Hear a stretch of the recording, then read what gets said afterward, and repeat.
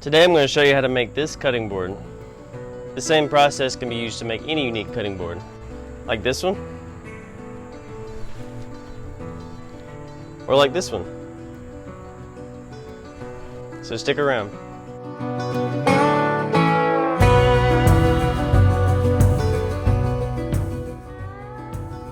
I'll start off by cutting a few boards down to about 15 inches, which is a little longer than I want the final length.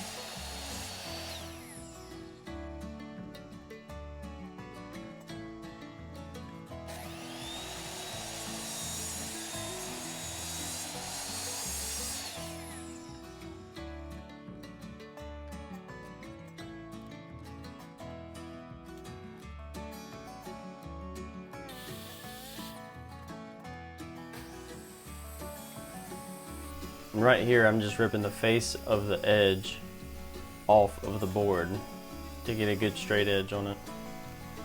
I don't have a jointer just yet, but for practical purposes, this is what I have to do. Realistically, you'd want to run that edge over the jointer before putting it on the table saw. Here I'm measuring for the thickness of my cutting board. It's going to be 1.25 inches, so I'm making it slightly thicker than that to allow for planing.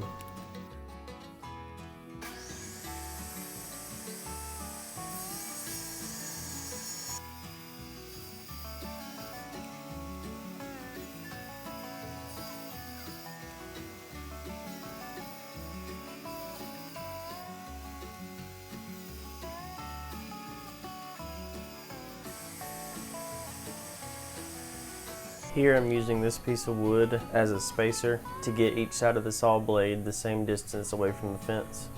The end of it was the exact size that I wanted, so that's why I'm holding it upright like that. In reality, you probably need a band saw for this, but I don't have one, so I'm doing the best I can with a table saw. You just have to be very careful because thin strips like that will kick back, or you can lose control of it. As I'm pushing the strip through, I'm actually watching the blue throat plate, trying not to let my fingers go past the edge of it.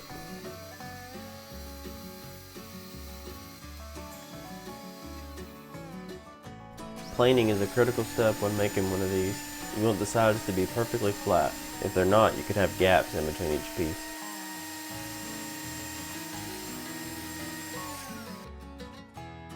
This is the time to choose the design of the board and the grain direction. Some of your boards may not be perfectly flat, so just be mindful of that as you're laying them out.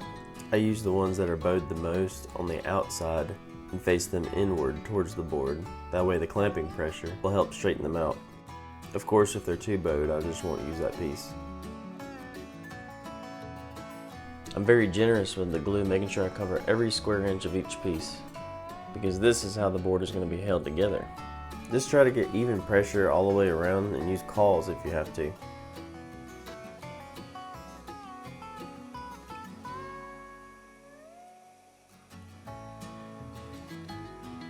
I would prefer to have the clamps laid down first and then have the boards on top of them.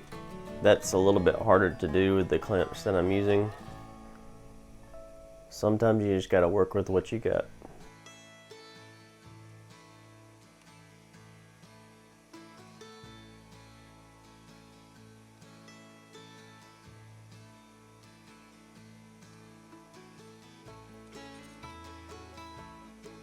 It's good to have vertical pressure on both sides. I couldn't get a clamp on the other side in the position that it was in, so I just went with the cawl on one side. I'm using a wet rag to get as much glue off the top as I can before it dries.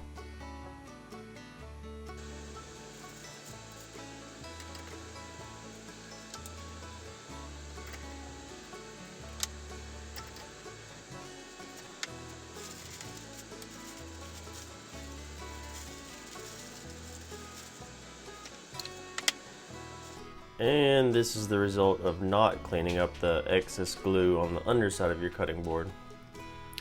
I've seen a lot of people use card scrapers or paint scrapers, but I'm probably just going to use a hand plane on this side.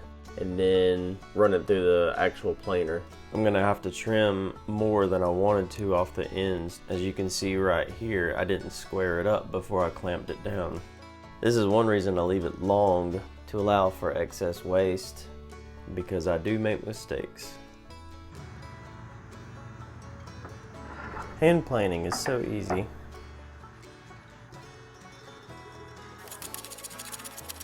Just kidding, this is the real planing process. I got what glue I could off with the hand plane, but it needs adjusting. So now I'm planing the whole board down a little bit at a time. I don't want to take off too much at once because it could chip out.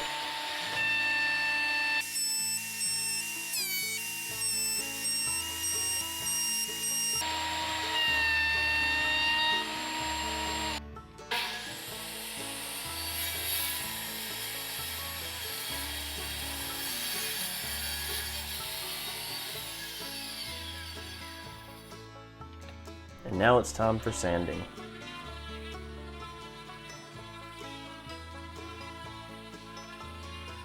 I found that the best way to blend any defects in the wood is to use the sawdust from the wood that you are sanding, mix it with glue to make your own wood filler.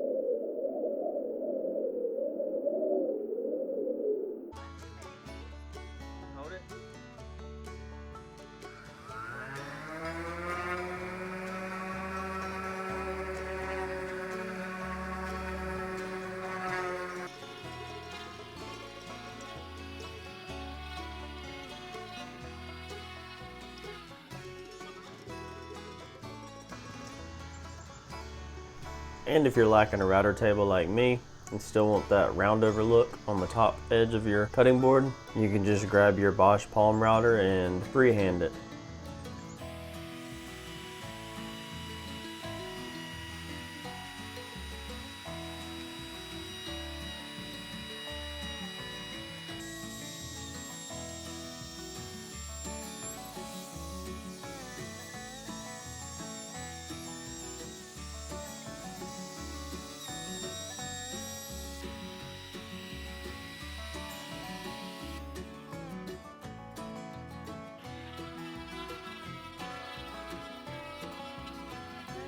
The first pass of sanding on the edges, I just hand sand it.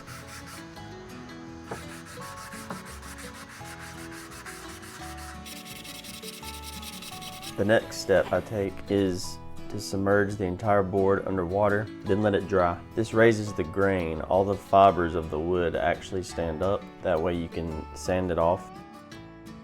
For those of you that aren't familiar with this process, the purpose of this is so that the board doesn't feel rough after the first time you wash it. Here I'm just roughly sanding the rounded over edges. You got to be careful when doing this because you could misshape the edge or your round over.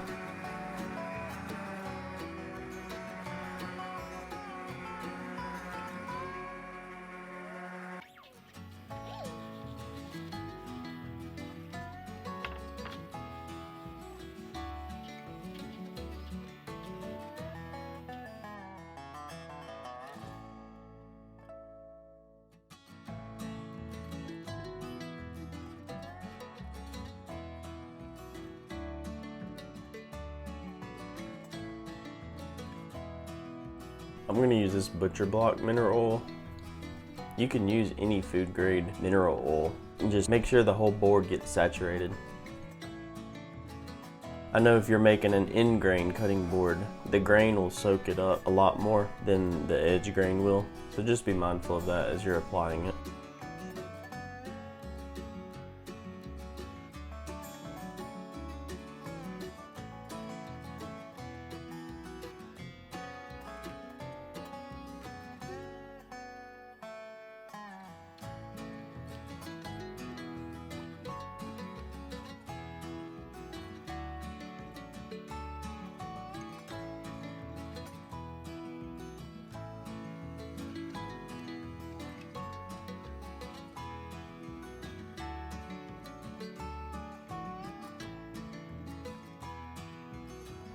And here's the final product.